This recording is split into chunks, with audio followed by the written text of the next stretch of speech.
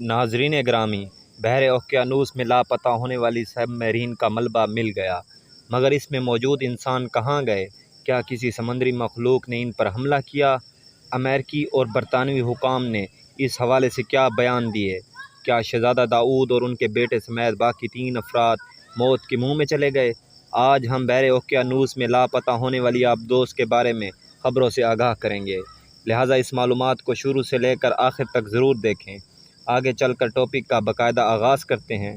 ناظرین گرامی، لاپتہ ہونے والی آبدوز سے متعلق انتہائی اہم خبر سامنے آ چکی ہے۔ زیر سمندر ملنے والے شواہد نے سب کو حیران کر کے رکھ دیا ہے۔ 36 گھنٹے گزرنے کے بعد ماہرین نے بتایا ہے کہ اس وقت تک آبدوز میں موجود آکسیجن ختم ہو گئی ہوگی اور اب کسی بھی شخص کے زندہ بچنے کی توقع نہیں کی جا سکتی، یعنی آبدوز میں موجود تمام افراد لقمہ اجل بن چکے ہوں گے۔ لیکن یہ سوال اب بھی موجود ہے کہ یہ 5 افراد آبدوز سمیت آخر کہاں گئے؟ امریکی کوسٹ گارڈ کے کیپٹن جیوی فریڈرک نے گزشتہ روز بیان دیا کہ کبھی کبھی آپ ایسی سچویشن میں ہوتے ہیں کہ آپ کو سخت فیصلے کرنے پڑتے ہیں، لیکن ابھی تک ہم اس طرف نہیں پہنچے، اور کہا کہ یہ ایک ریسکیو مشن ہے جسے 100% پورا کیا جائے گا۔ اس مشن میں کینیڈا کی فضائیہ کوسٹ گارڈ کے بحری جہازوں نے حصہ لیا اور ریسکیو ورکرز کو سگنل بھی ملے، لیکن یہ ابھی تک ثابت نہیں ہو سکا کہ یہ کس چیز کی آوازیں تھیں۔ امریکی بحریہ کے مسافر بل منسن نے کہا کہ عام طور پر 5 منٹ تک آکسیجن نہ ملنے پر انسان بے ہوش ہو جاتا ہے، اور 10 منٹ یا اس سے زیادہ تک آکسیجن نہ ملنے پر اس کی موت واقع ہو جاتی ہے۔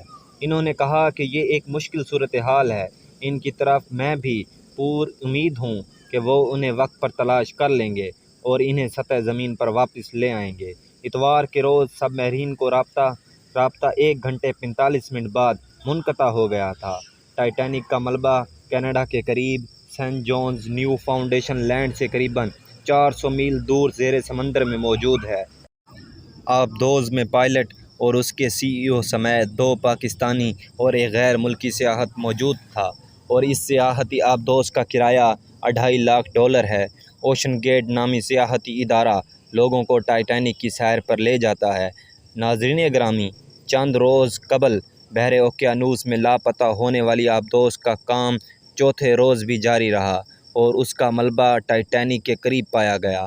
ماہرین کا کہنا ہے کہ ممکن ہے کہ ٹائٹن آبدوز پانی کا پریشر برداشت نہ کر سکی ہو اور دباؤ کی وجہ سے پھٹ گئی ہو، اور دریافت ہونے والا ملبہ اسی آبدوز کا ہو جو سیاحوں کو ٹائٹینک دکھانے سمندر گئی تھی۔ فی الحال حتمی طور پر اس بارے میں کچھ نہیں کہا جا سکتا۔ اس پیش رفت کے ساتھ یہ بات بھی ذہن میں رہنی چاہیے کہ سمندری فرش ہر قسم کے ملبے سے بھرا پڑا ہے۔ امریکی کوسٹ گارڈ کے مطابق ٹائٹن آبدوز میں سوار 5 مسافروں کو دستیاب آکسیجن کی سپلائی پاکستانی وقت کے مطابق 4:14 پر ختم ہو گئی ہوگی، اور آبدوز میں موجود انسان بغیر آکسیجن کے۔ آبدوز میں پائلٹ اور سب میرین کے CEO سمیت 2 پاکستانی اور ایک غیر ملکی سیاحت موجود تھا، اور اس سیاحتی آبدوز کا کرایہ $2.5 لاکھ ہے۔ اوشن گیٹ نامی سیاحتی ادارہ لوگوں کو ٹائٹینک کی سیر پر لے جاتا ہے۔ ناظرین گرامی، چند روز قبل بحر اوقیانوس میں لاپتہ ہونے والی آبدوز کا کام چوتھے روز بھی جاری رہا اور اس کا ملبہ ٹائٹینک کے قریب پایا گیا۔ ماہرین کا کہنا ہے کہ ممکن ہے کہ ٹائٹینک آبدوز پانی کا پریشر برداشت نہ کر سکی ہو اور دباؤ کی وجہ سے پھٹ گئی ہو، اور دریافت ہونے والا ملبہ اسی آبدوز کا ہو جو سیاحوں کو ٹائٹینک دکھانے سمندر گئی تھی۔ فی الحال حتمی طور پر اس بارے میں کچھ نہیں کہا جا سکتا۔ اس پیش رفت کے ساتھ یہ بات بھی ذہن میں رہنی چاہیے کہ سمندری فرش ہر قسم کے ملبے سے بھرا پڑا ہے۔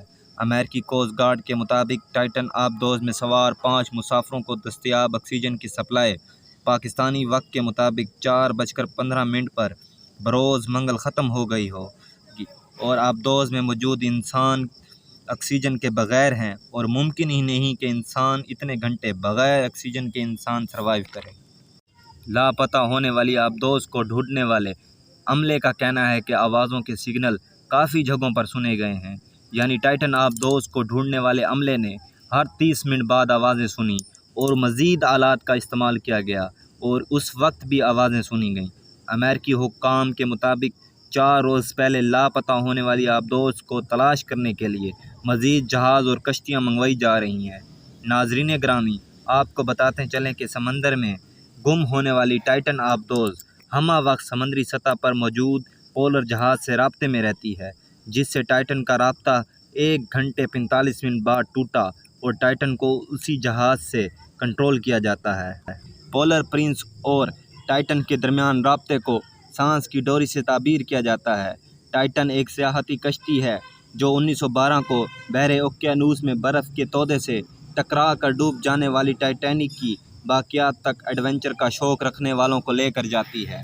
ٹائٹینک جہاز ڈوبا نہیں تھا، بلکہ اس کے مالک کا تکبر جل کر راکھ ہوا تھا۔ ٹائٹینک جب اس کے پہلے سفر پر روانہ ہوا تو اس کے مالک نے کہا تھا کہ میں نے ایک ایسا مضبوط شپ بنایا ہے جسے خدا بھی چاہے تو نہیں توڑ سکتا، اور پھر یہ جہاز کسی پہاڑ سے نہیں بلکہ صرف ایک برف کے تودے سے ٹکرایا اور ٹوٹ گیا، اور آج یہ جہاز سمندر میں جائے عبرت بنا ہوا ہے۔ کچھ لوگ شداد کی جنت دیکھنے جاتے ہیں اور کچھ ٹائٹینک کا ملبہ دیکھنے کا شوق رکھتے ہیں۔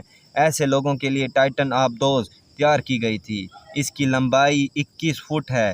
اس کا ٹکٹ $2.5 یعنی 7.5 کروڑ پاکستانی روپے ہے۔ ساحل سے ٹائٹینک تک پہنچنے کے لیے 3 سے زیادہ گھنٹے نہیں لگتے۔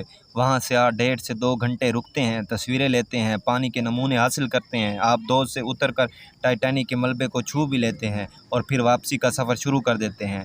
ٹائٹن اپنی نوعیت کی واحد آبدوز ہے۔ یہ اتوار 18 جون کو 5 وزٹر کو لے کر روانہ ہوئی۔ ان میں سے پاکستان سے تعلق رکھنے والے 48 سال کے شہزادہ داؤد اپنے 19 سال کے بیٹے سلیمان داؤد کے ساتھ موجود تھے۔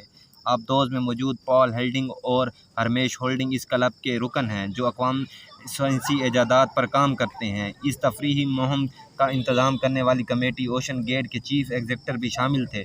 دوستو، آبدوز سے رابطہ منقطع ہونے کے بعد اس کی تلاش شروع کر دی گئی۔ اس میں 96 گھنٹے کے لیے آکسیجن موجود تھی۔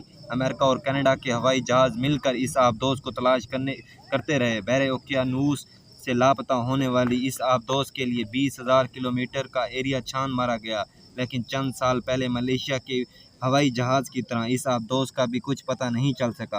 اور ایک اہم نکتہ یہ بھی ہے کہ بحر اوقیانوس میں یہی برمودا ٹرائی اینگل ہے جس کے اوپر اور قریب سے گزرنے والے جہاز پر اسرار حادثات کا شکار ہوتے ہیں۔ اس ٹرائی اینگل کی حقیقت کو جاننے کے لیے مہم جوئی پر جو بھی گیا پھر کبھی واپس نہ آ سکا۔ بالکل اسی طرح ٹائٹن کے ساتھ بھی ہوا۔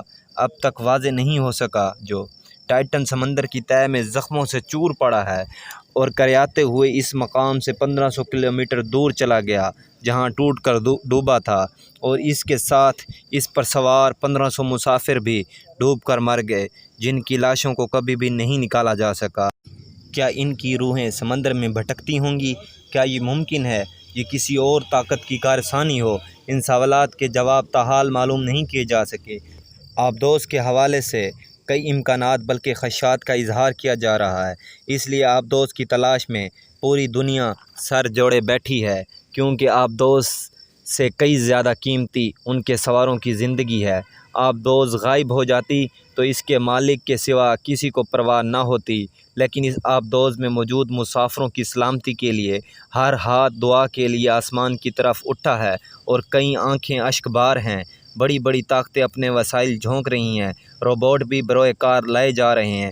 کاش ایسے ہی وسائل کام میں لاتے ہوئے انسانی سمگلرز کو روکنے کی کوشش کی جائے اور غیر قانونی طریقے سے لوگوں کو یورپی ممالک میں لے جانے والوں کو بھی پکڑا جائے تاکہ یونانی کشتی حادثے کی طرح باقی لوگ ان حادثات کا شکار نہ ہوں۔ اس قیمتی ویڈیو کے بارے میں آپ دوستوں کی رائے کیا ہے؟ کمنٹ کر کے ضرور بتائیے گا، اور انشاءاللہ تعالیٰ آپ سے ملاقات ہوتی رہے گی اگلی ویڈیو میں۔ تب تک اپنا خیال رکھیں۔ اللہ نگہبان۔